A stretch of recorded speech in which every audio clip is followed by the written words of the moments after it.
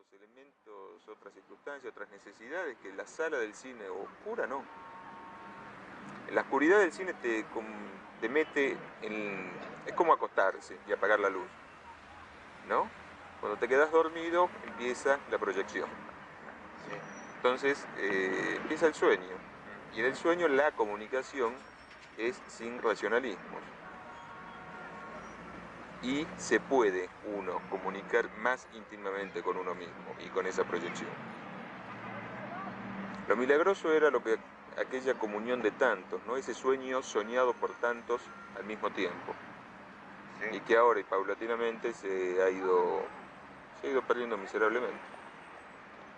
Sí, digamos que la comunión se ha fragmentado. Y la comunión no existe más. O existe de tanto en tanto entre gente muy, muy afín. Pero masivamente,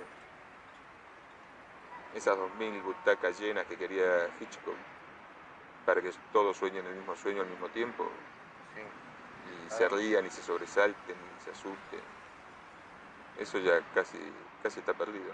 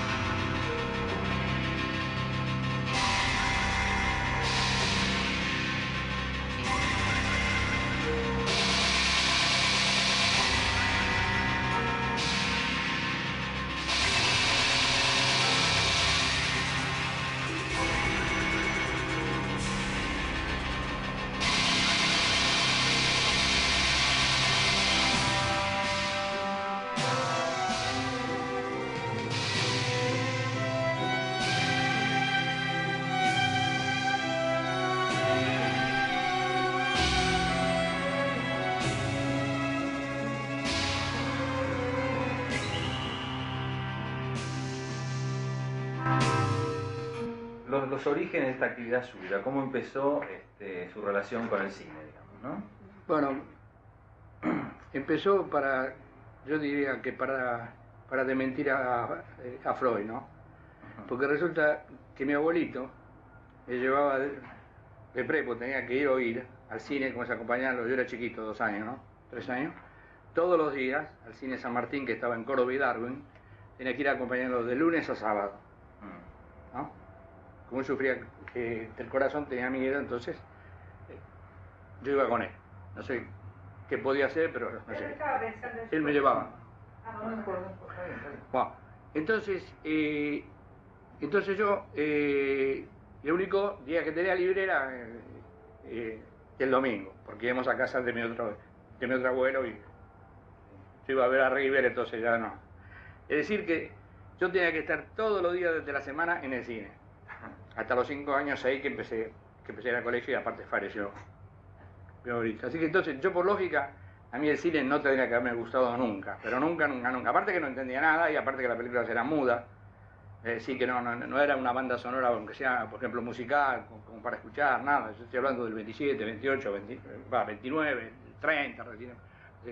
Así que prácticamente no tenía que haberme gustado. Pero a mí siempre fue una actividad que me gustó. Y después mi entusiasmo empezó con las comedias americanas. Sí, el cine norteamericano yo creo que a toda la gente de mi edad la formó, la llevó al cine. Ahora, lo que pasa es que los otros que vivían, por ejemplo, en el barrio mío, preferían que se los western, ir a ver. Y yo no, yo prefería más vale comedias americanas. Sin grandes complicaciones, por supuesto, por la edad, de cosas, pero siempre dentro de eso. Y a partir del año 44 comencé a anotar todo lo que yo veía. Anotarlo. Sí. En un cuaderno, ¿no? Distribuidora, título, bueno, y hacer como una lista de cuántas veces veía Gary Cooper, cuántas veces veía Ray Milland, así. Mis padres vivían en un pueblito muy chico, que los viernes en el club daban cine. Yo vivía ahí desde que tuve 1 mes hasta que tuve 1 año. Y me llevaban en la cuna, con cuna y todo, y abrían las sillas, movían las sillas, me ponían cerca de la pantalla Ajá. Yo lloraba para esa serie hasta que empezaba la película y ahí me calmaba. Entonces, además había una usina que se cortaba, ¿no? El señor que cortaba la luz del pueblo. Sí. Entonces los viernes mis padres le daban un poco de guita para que demorara media hora más para llegar ellos a tiempo con mi cuna a la casa. Entonces yo veía cine. Así que yo eso siempre digo que a mí el cine me entró por Pavlov, más que por gusto, ¿no? Un reflejo condicionado. Claro. De campo. Salí como la naranja mecánica. Yo soy de un pueblo muy chico, Miramar. Entonces en mi infancia había un solo cine que se llamaba Astral. A ese cine yo iba todos los días. Todos los días, durante 5 años fui al cine. Porque mi viejo tenía una imprenta y hacía los programas del cine en la imprenta. Entonces yo había conseguido que mi viejo me lograra ubicar una entrada a Gratarola todos los días, así que yo a las 5 de la tarde iba al cine y volvía a casa a 8:30, me veía 2 películas y el noticiero. Y el cine Astral era hermosísimo, que tenía butacas duras, esas de madera, el piso de madera que crujía, un telón muy bonito, creo que era rojo, oscuro, no sé, y lo que me gustaba era la ceremonia, porque el telón se corría a mano. Entonces iba a un acomodador que le decíamos Perón, no se parecía a Perón, pero no sé, todo el pueblo le decía Perón, y a mano corría las cortinas, ¿no? Se abría en 2, así. Y me acuerdo que una vez Perón empezó a tirar de la cortina, a tirar, y no se corría. Se corría una sola, pero quedaba media pantalla tapada. Y tanta fuerza hizo que rompió la cortina, pero nos quedó una franja, más o menos de 2 metros de ancho, por toda la pantalla, y como no se pudo sacar, proyectaron la película así, ¿no? Entonces la película se veía en 2 partes, tipo cinerama, pero más berreta, ¿no? Iba mucho al cine de barrio, se llamaba Select, de Flores. Que son de Flores lo deben conocer. Y ahí veía muchas películas norteamericanas. Veía melodramas, y veía alguna que otra película de aventuras. Y después, a la noche, esto lo hacía los sábados, pero los domingos iba a la cancha con mi papá. A mi papá le debo el fútbol, y a mi mamá el cine. Te digo, los sábados volví a casa a la noche, después de haber visto 2 o 3 películas. Y el Canal 7 pasaba cine europeo a la noche. Y ahí lo conocí a Bresson. Y ahí empecé a tener interés por los directores. ¿Qué edad tendría? Y ahí debía tener más o menos unos 14 años, 13 años. Del cine San Martín, por ejemplo, después hubo una fábrica de dulces de Megra, ahora no sé lo que hay, quedaba entre Darwin, al lado de la vía, cerca de la vía, de la mano, digamos, que das sobre donde está el cine Rialto, de la misma mano. Bueno, entonces, claro, yo tenía ganas, por ejemplo, de orinar, y mi abuelito, la película, él no se la iba a perder. Entonces, te había encontrado que había una maderita rota. Cuando yo quería orinar, tenía que ir allá a la maderita rota, porque no, él no me llevaba, no. A él no lo podía mover para nada. No, él estaba enfrascado en lo que estaba viendo, no. Y yo venía casi y protestaba. Yo dejaba sentado el precedente, pero nunca me dieron. Es como seco, entonces durante 5 años me la tuve que comer. Yo vivía en Parque Chas, Villa Ortúzar, Villa Urquiza, era todo más o menos lo mismo en un radio de 15 cuadras. A lo largo de la avenida Triunvirato, Villa Ortúzar, el observatorio. sí, así dicen que está por ahí. Yo nunca viví más de 20 y pico de años ahí y no sé dónde está. Verdaderamente no sé dónde está. Pero sí, siempre que uno se escucha a comer, aparece el observatorio de Villa Ortúzar, el mítico observatorio. Pero la otra cosa mítica eran los cines. Sí. toda la cantidad de cines, de los cuales ya no hay ninguno, que yo sepa. Creo que solo el Edén circuló hasta hace poco, pero me parece que ahora tampoco está. Ya no es más Edén. Ya no es más Edén. Y en los últimos tiempos le habían cambiado el nombre y daban todas películas pseudo pornos y una porquería, va. Pero en aquel entonces, bueno, no. Estaba el Parque Chas, que era el que yo más iba porque era el que estaba más cerca. Y porque los miércoles daban el día de aventuras, ¿no? Entonces se veían los westerns de Ford, de Hawks, de Mann, aunque uno no supieran que eran de Ford, de Hawks y de Mann. Y los martes, día de damas, se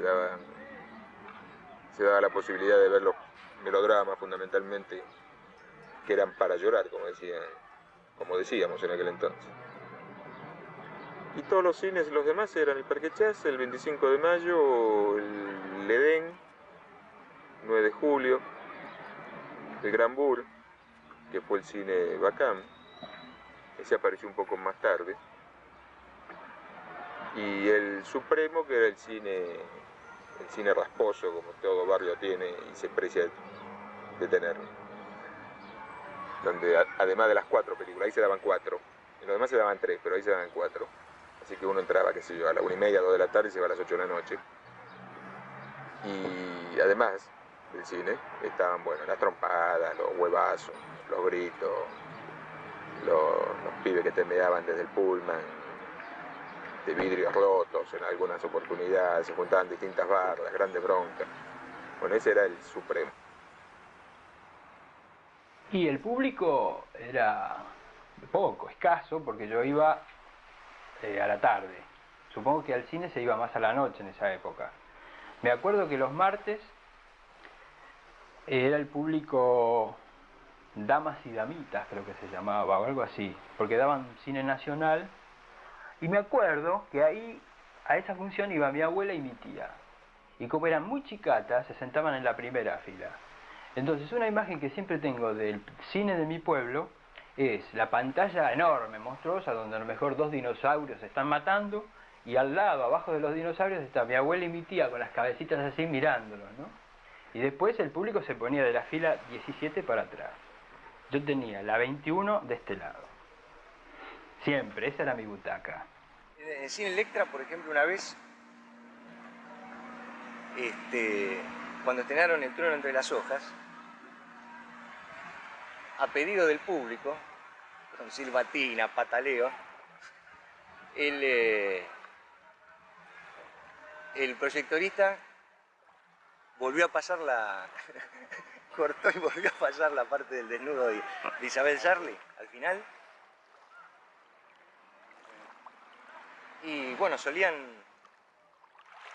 hasta volar gatos desde la platea, ¿no? ¿Cómo volar gatos? No, de la platea no, desde el pullman hasta la platea, tiraban gatos. Y bueno, después la barra, por ejemplo, llevaba esas ligas que se usaban para atar las carpetas del colegio, y tiraban monedas contra la pantalla que se corría. ¿Se corría la pantalla? Se corría, claro. Había un cine, el cine Belgrano, en La Plata, que en la puerta tenía esos árboles de naranjas ácidas que no se comen, horrible. Entonces nosotros arrancamos todas las naranjas y nos íbamos al cine. Y siempre lo que era el placer de cine era tirar naranjas contra la pantalla. Y aparte lo que era divertido era la conversación, porque todo el mundo hablaba en el cine ese, todo el mundo decía algo. Vos no podías ver una película, si querías ir a ver una película no podías ahí, porque era todo.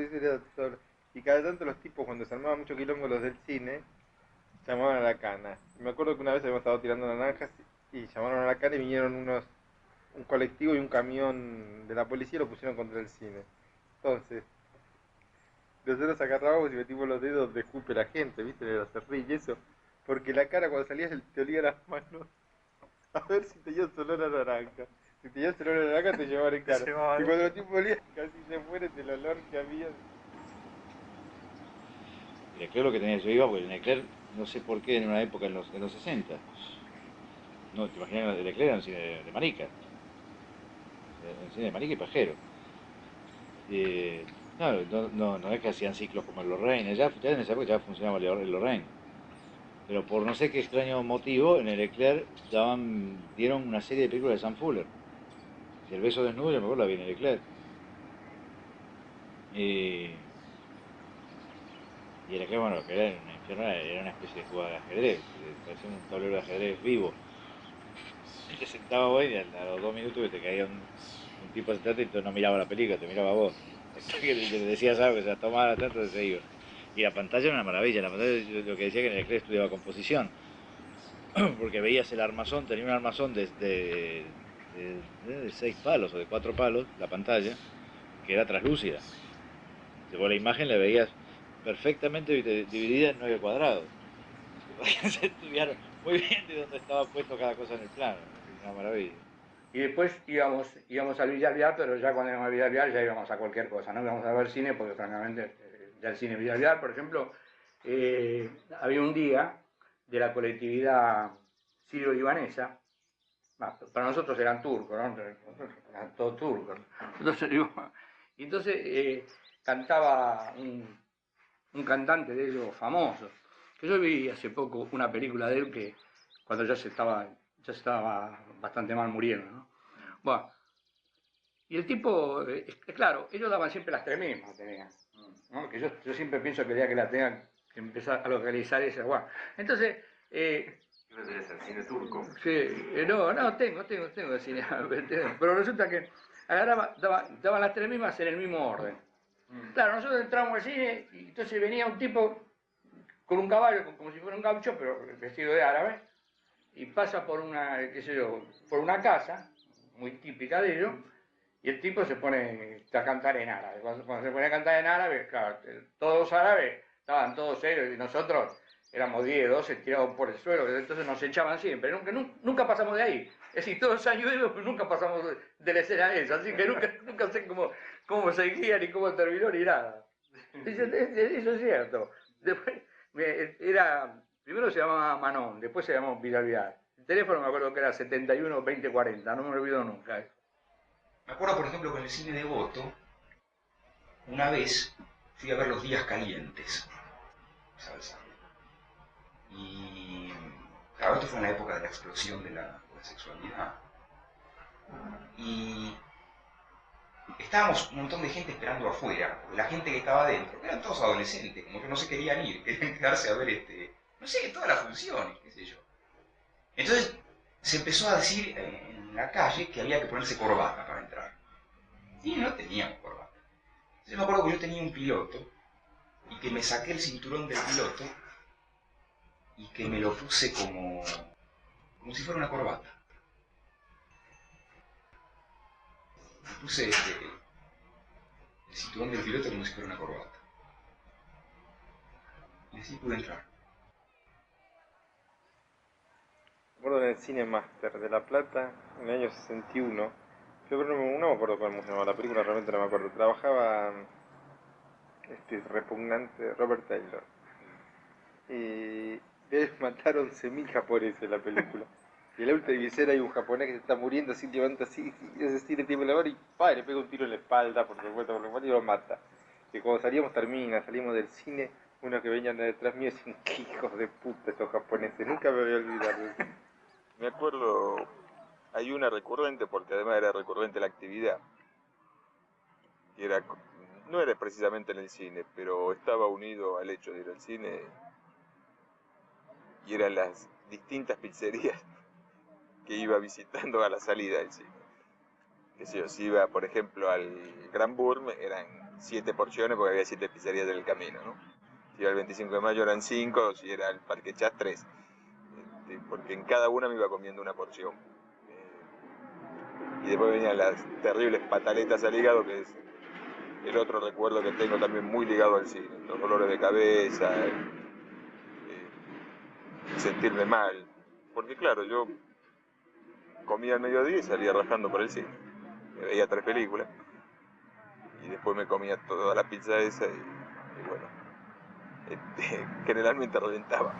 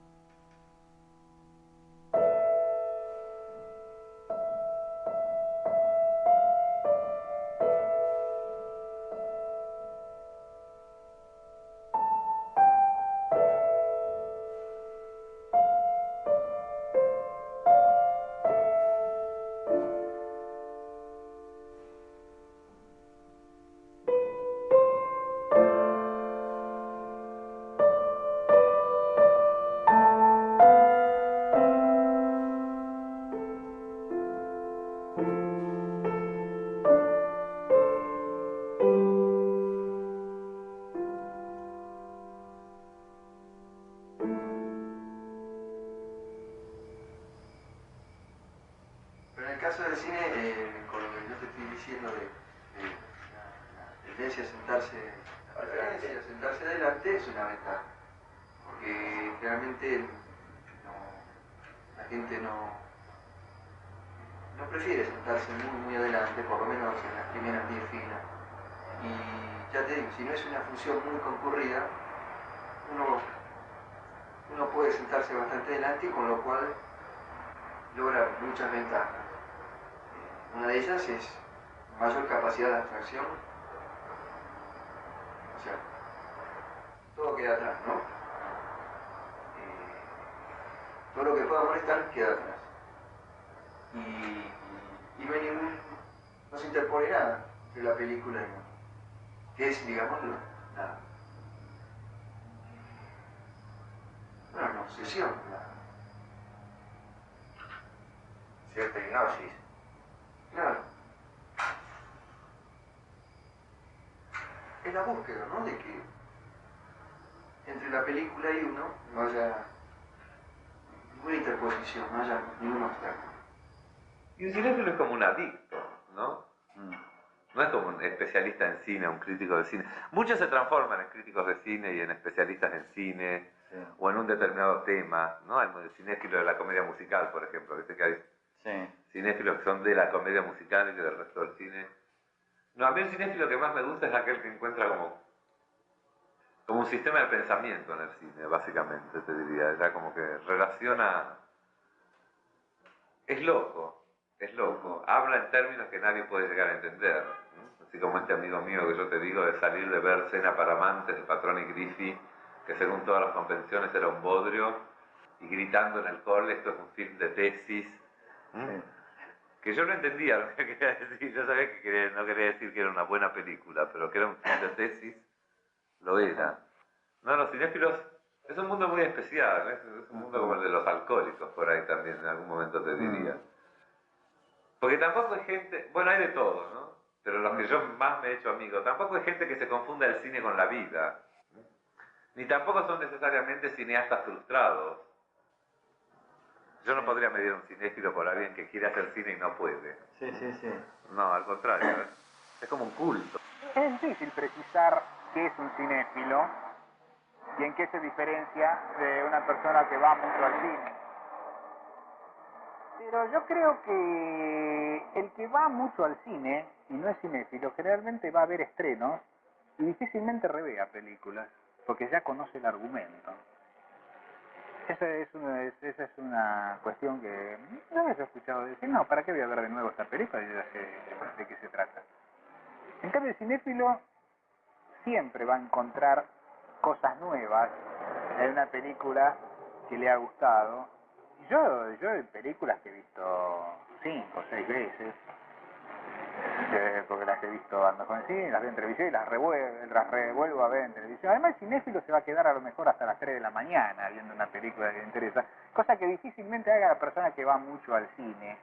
Es otra cuestión. Hay una pasión y una convicción en el cinéfilo que no está seguramente en la persona que va mucho al cine, que lo que más le interesa a lo mejor es estar al día con los estrenos, es decir, vi todo lo que pasó por la cartelera. Yo fichaba todo lo que se estrenaba por año y aparte por director.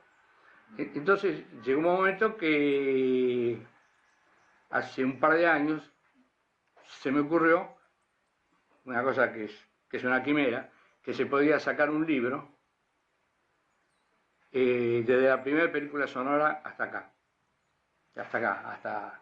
cuando fuera, ¿no? Empecé, estoy prácticamente, ahora termino hice 29, 30 y 31. ¿De todas las películas que se produjeron? Todas las que se estrenaron en la Argentina. Ah, en el país. Del 27 o 28 hasta ahora. Es así. Perdón. Es así. Este es un índice, este es un borrador, ¿no? Va después un artículo acá sobre cómo se hizo el sonido. Después está la ficha completa de La Divina Dama. Y estas son las 19 versiones de La Divina Dama que hubo. Ajá, sí. Ya sea o de La Divina Dama o que se refiera a Nelson o que se refiera a... Bueno, siempre referente prácticamente como es a ellos. Claro, entonces uno primero venía avanzando por ahí cuando son las películas americanas, qué sé yo. Pero después llegué al cine argentino. Porque se daban muchas películas argentinas. Por ejemplo, voy a decir una cosa que total como el libro no sale, no me interesa, que yo no creo que nada que pueda hacerse. El primero que cantó un tango en el cine argentino, en una película argentina larga, fue Miguel Gómez Bao. Y eso no figura en ninguna historia del cine. Miguel Gómez Bao fue el primero que cantó un tango. Bertolucci, Visconti, Bresson, Tarkovsky. Con Alfred Hitchcock a la cabeza. Todas las de Ford, todas las de Hawks, las de Walsh. John Ford, William White, Lubitsch y Fritz Lang, Howard Hawks, Hitchcock, Billy Wilder, Murnau, John Ford, Islam, Douglas Sirk, Vincent Minnelli, Coppola, Pier Paolo Pasolini, Kubrick, George Cukor, Godard, Bresson, me encanta, Douglas Sirk. Cinéfilo es una obsesión fundamental. El cinéfilo, si hace 3 segundos, 2 quintos que empezó la película, no entra. No se va hasta que terminan todos los créditos al final. Cuando le cierran la pantalla, como hacen en Buenos Aires, putea.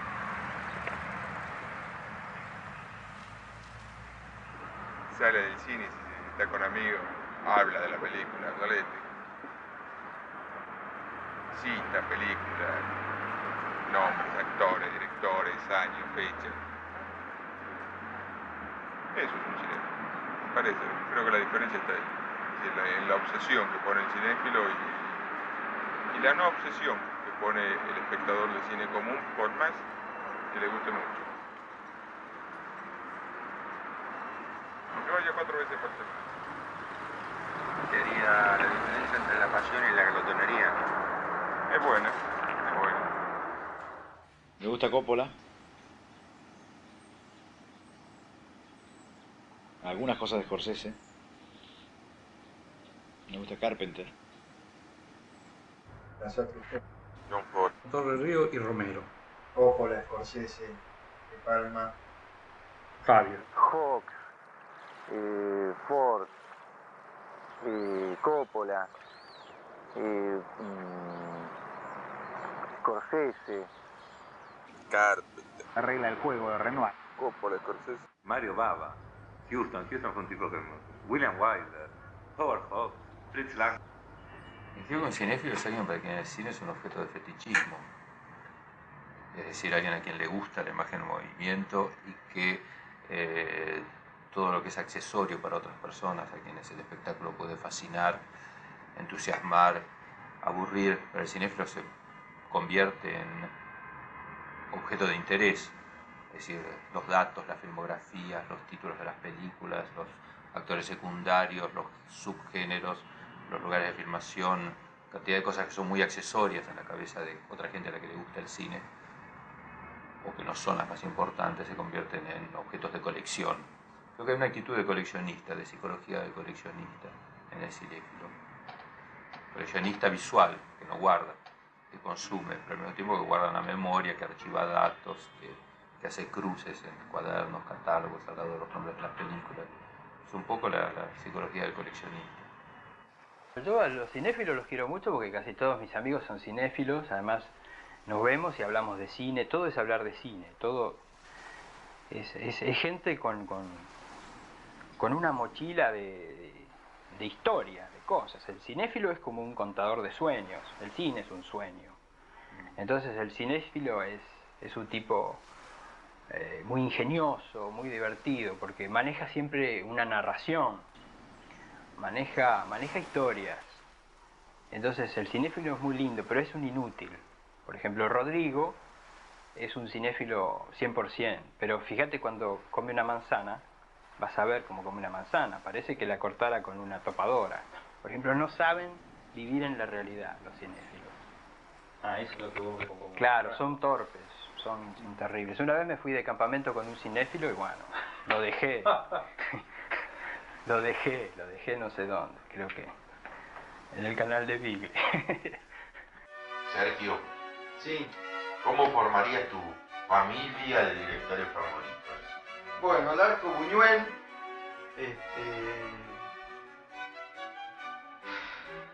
¿y por qué me gusta Buñuel? Creo que fue el primer director del que tuve conciencia como autor. Todos los directores que más me gustan creo que son directores románticos. Bueno, sobre todo Buñuel, digamos, la idea del absurdo, mezclado con el romántico, mezclado con cierto humor así muy negro. Buñuel, Hitchcock y quién más? Todavía no dije Hitchcock. Ah. Segundo, Godard. Sí.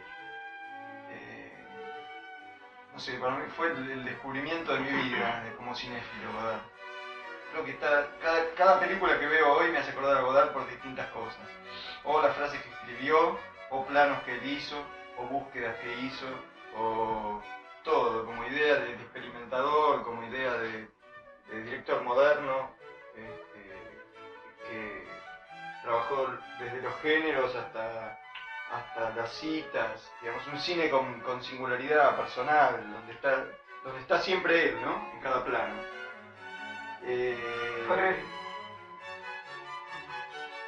Ferreri, claro, sí. Creo que fue el último en el cual tomé conciencia porque me gustaba. Yo tengo la sensación muchas veces cuando veo por televisión alguna película, algún western de Bad Teacher, que estoy viendo algo irrepetible y que no se va a hacer nunca más. ¿El cinéfilo tendría algún ritual? ¿Algunos ritos? Y yo creo que los hay. Cada uno tiene lo suyo.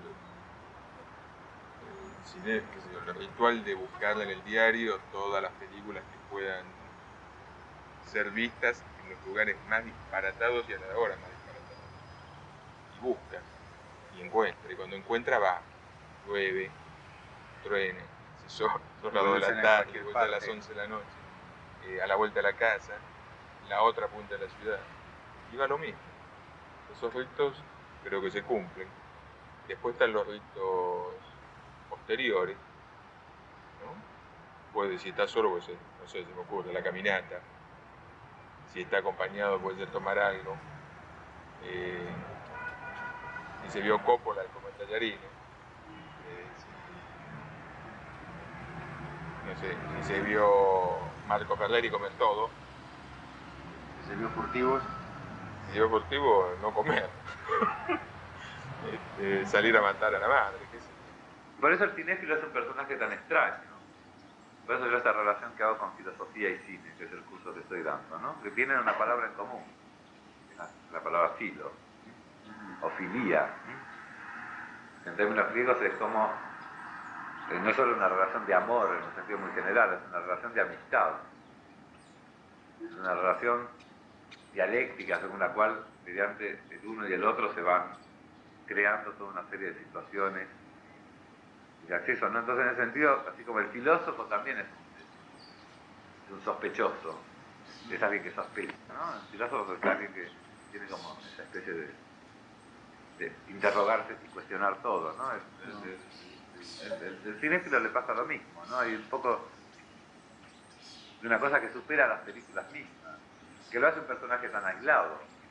Yo he llegado a conocer cinéfilos en pueblos de provincia como en Salta, enloquecidos y alienados en el Star System de los 30, 40, que hablan por asociación libre, que uno está hablando con ellos y vos decís, ah, qué linda tarde, amor en la tarde, Billy Wilder, 1954, y que por lo tanto han roto todos los contactos sociales, han destrozado sus familias, porque tienen un sistema discursivo que ya está totalmente fuera del...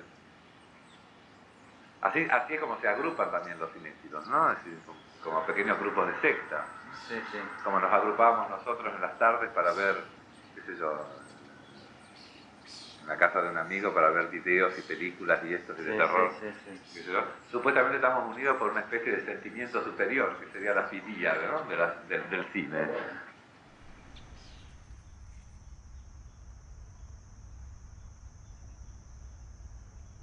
Porque cuando uno ve la película está entrando en un mundo.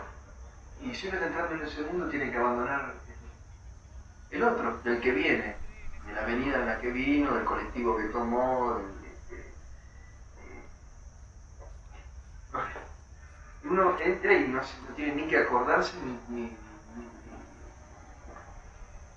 pensar que está sentado en una butaca. Y todo eso, un tipo que habla, un tipo que abre un paquete de galletita, alguien que masca chicle, uno que pasa por delante cuando uno está viendo la película porque entró recién, entró a los 5, 10, 15 minutos, y la luz del acomodador, la linterna. Todo eso hace que uno pueda entrar, uno pueda seguir en ese universo de ficción, en la película. Y Cuando alguien está hablando, sí, eso molesta mucho. Yo diría todo molesta. Hasta, por ejemplo, bueno, pero eso es otra cuestión, ¿no? Los efectos de proyección, las interrupciones de la película, el sonido que de repente baja o sube por incapacidad del proyectorista, por efecto de la copia. Todo molesta. todo te molesta, Juan. ¿Qué queda de la película? ¿Cómo la ves la película con tanta molestia? Bueno, uno toma sus precauciones. Por ejemplo, todas las que se pueden tomar. ¿qué precauciones? Como todas las precauciones que uno puede tomar en cualquier cosa de la vida, nunca alcanza. Y por ejemplo, hay que sentarse bien adelante.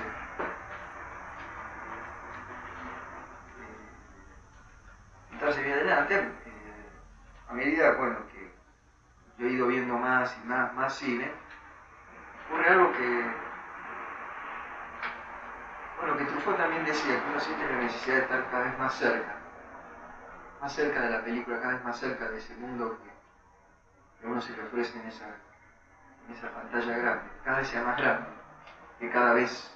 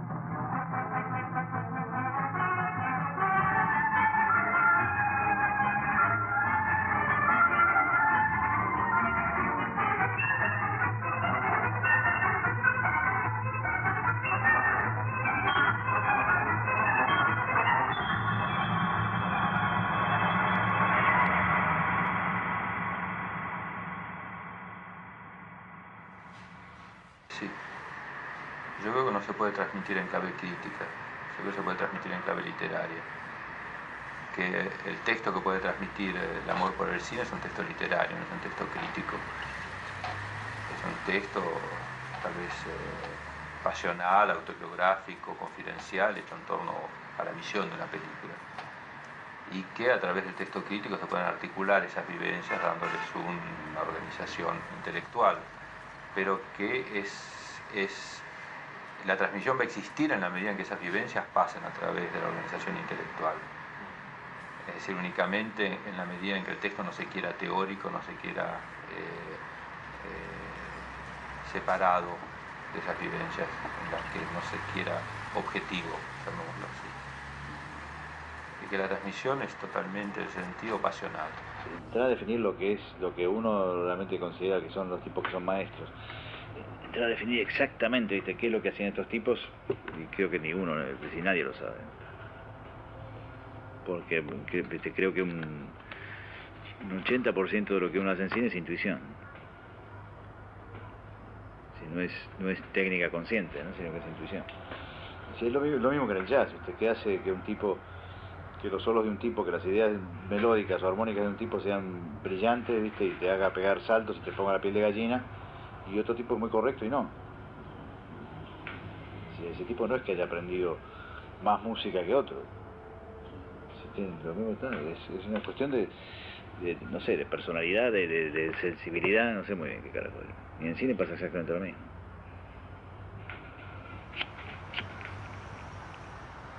¿Es posible hablar de cine? Bueno, a mí me agarrás con esa pregunta en un momento muy especial. Yo antes de este año o del año pasado te hubiera dicho